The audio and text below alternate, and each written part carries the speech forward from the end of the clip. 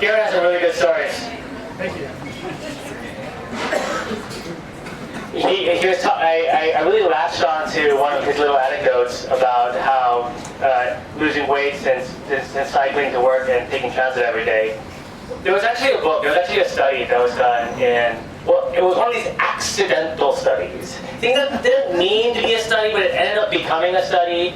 I was reading, this is in the book Walkable City. There's a story about how in China, there was this lottery where they gave like, I don't know, I think it was like 100 different people, like a free car. Like they entered this lottery, and they got a free car, and all of the people, like 90% of the people who got a free car, gained 20 pounds within the next year. And I latched onto that story because I lost 20 pounds since I gave up the car. Well, that's a little bit of an exaggeration. What happened was, towards the end of the pandemic, I got a personal trainer, I started going to the gym 3 times a day. I stopped going to the Whataburger drive-thru at the end of my block. It was at the end of my block, by the way, and I would still take a car. So I lost 20 pounds that way, but then when I moved back to Dallas to start this walkable lifestyle, and I got involved in all of these things, I said, oh, I have no time to go to the gym anymore. And I have no time for this trainer either. So I stopped it, and I thought, okay, this is the year I get fat again. But no, I have not stepped, okay, first of all, I'm not saying don't go to the gym. Like, if you go to the gym, keep going. If you want to have a workout goals for a year, stick with it.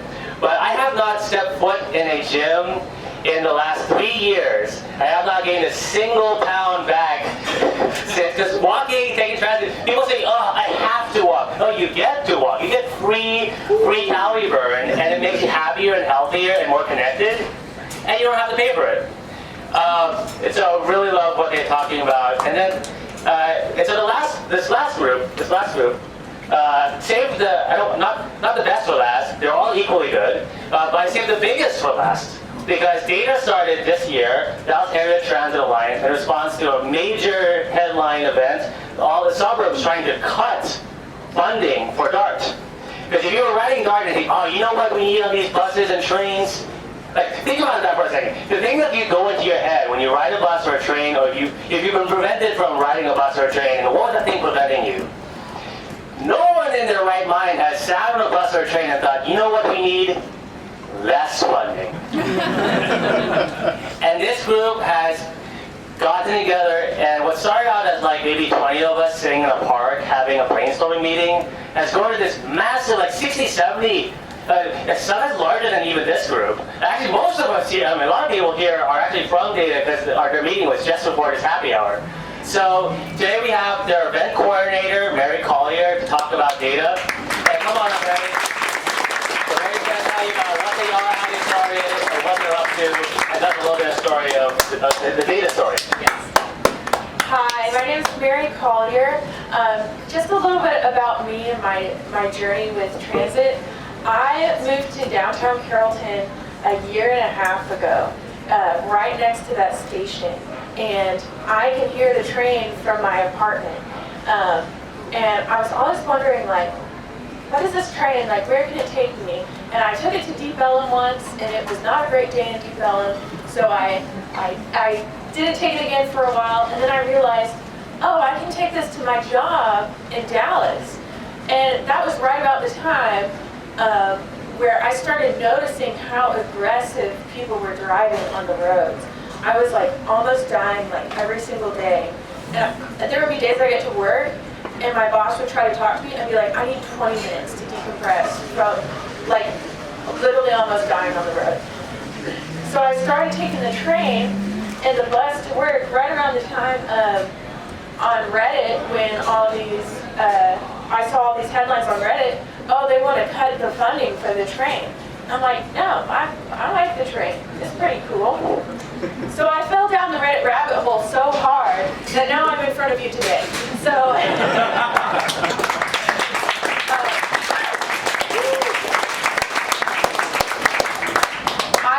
I love public transit so much. I'm a bus person myself. The bus is the best. A lot of people just take the train, but I think buses are the best. It's like a more controlled environment, and it's so chill, and like the motion of the bus just like rocks me to sleep. It's amazing. But I love public transit so much. I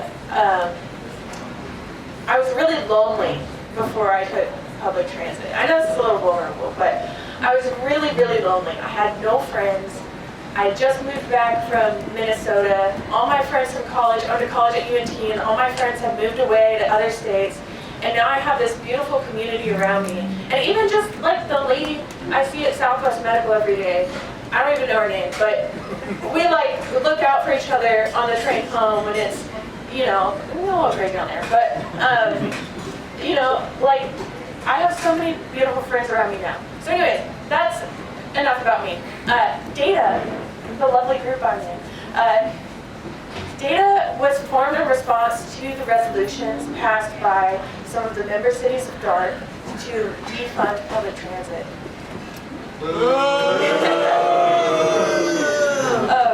Yes, that's the correct response, thank you. We're just a bunch of nerds who got together and said, we like trains, don't take them away. So our mission is to protect, our principal mission is to protect DART's funding. We want the system to be better. We have like a million ways to think the system to be better than it is now, but our principal mission is to not have funding cut at the state level. Plano, their city council sent a letter to DART with a whole list of demands, a bunch of them being just ridiculous. Their board member, Paul Wageman,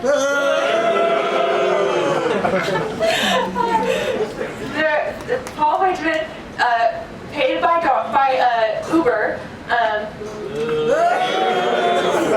has stated that they want less train and eliminate bus service in Plano, which is horrible.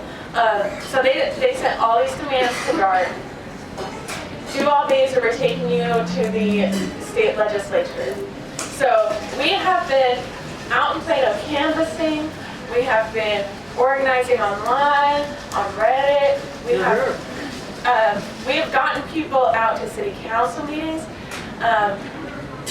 If you know somebody in Plano, this is a plea. If you know somebody in Plano that is with us, please get them to contact their city council. They do not like it when we show up. Okay? Please, please. If you know somebody in Plano, that's my personal plea. So we've done a lot of campaigns. We had so many people show up this past Monday at the Plano City Council meeting that they had a statement prepared to say at the end of the meeting. It was a bunch of BS, but we won't get into that. So it's a lot of contacting our local city council members, trying to get just supportive of DART. City council elections are coming up. We are interested in supporting pro-transit city people who are running for city council. It doesn't matter really what party. If they are pro-transit, we want to hear from them. So please, if you hear anybody who is pro-transit, please send them our way, and we can see if we can get them some support. Let's see. Oh, we are actually working with state reps. Connor, which state reps do we need to contact? He's going to talk about this. This is Connor, our president. State Senator Tan Parker. We don't know exactly what he's going to do, but he said he's going to do something. And he wants to change the governance structure of DART in a way that would probably lead to Dallas losing representation on the DART board. And that's a problem because Dallas kind of votes correctly on everything. And it's the other board reps from like Plano and Irving we got to worry about. So if they get more power on the DART board in a way that's just unfair, because right now it's proportional representation. I'd say Tan Parker, your own rep too, very good. I'm reaching out to everyone I know who I know which district you're in whenever I want to get in touch with that person. So you might just one day get a message from me being like, hey, you want to go to Austin or whatever, but yeah. I'd say Tam Parker, Senator Tam Parker, probably #1 priority. Yeah, if you're in Tam Parker's district, please give him a call and say, hey, I like trains. And buses. And buses. Especially buses. Buses. Okay, I just want to plug a couple events we've got coming up. On the 27th, we're showing up to the Plano City Council meeting. If you're interested in doing that, please, drop me a line, and I'll talk to you about that. They make it complicated. They want to do comments only by Zoom because it's not on the agenda. But we're going to show up and then take our comments out in the lobby. So I think that's the plan. Because we like annoying them. Okay, the next event I want to plug, have any of y'all heard of the YouTube channel Transit Tangents? They're based out of Austin. Okay, they're a great channel. If you're a nerd who likes trains and buses and gondolas, check them out. They're really cool. They're based out of Austin. They do a lot of cool stuff. We're doing a live podcast recording with them on the 1st of February. So that's going to be down at the Central Library in the Hammond Training Room. So, Same place. yeah, come out to that.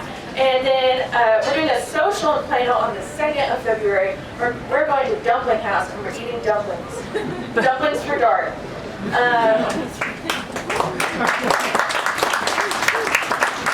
I also wanted to plug, this is not an event that I'm putting on, but somebody's reached out to me. The Texas Streets Coalition is doing an informative session about TxDOT on Zoom. That's on February 19th. So if you want to know more about that, they probably have it posted on their website, but you can come talk to me too. Anyways, yeah, we're Dart, or not Dart, LOL. We're Data. We're Data. We like trains, and we like it when trains are funded, and buses. And streetcar. Thanks.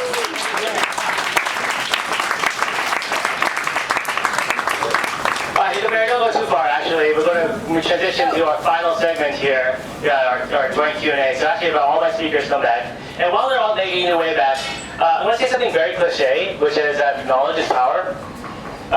Stories are power. Because if we look around this room and look at all the people who are here, imagine if like all these people, and I snap my fingers, and all these same people were sitting in City Hall, like right over there. The news will report this as a blowout. The news would say a horde of urbanists descended upon City Hall and started demanding. And depending on your frame of reference, this either looks like a ton of people or, I've seen larger, it's no Taylor Swift concert. But normally, if you've ever been to a council meeting or to, heck, a community public hearing, the number of people who typically show up for these things is this table. And they're all the same color, the same hair color, the same general. They all get senior discount at IHOP. Let's put it that way. And to be fair, they don't make it easy for us to show up. But when you look around this room and look how so many people came out here because they cared about housing or public transit or cycling or walkability or all four, and you think, man, there's so many people. It's not that hard to find people who care about this. And then you go to these council meetings, and what do they say? Oh, I haven't met anyone. I do not know a single person who takes the bus. I do not know a single person who would rather bike than take a car. They are in this bubble. We need to break that bubble somehow. And so, yes, that's what we're thinking. So we have Adam here, we have Becca. Okay. So now is our Q&A. We'll do this for maybe another 15, 20 minutes. So if you have a question.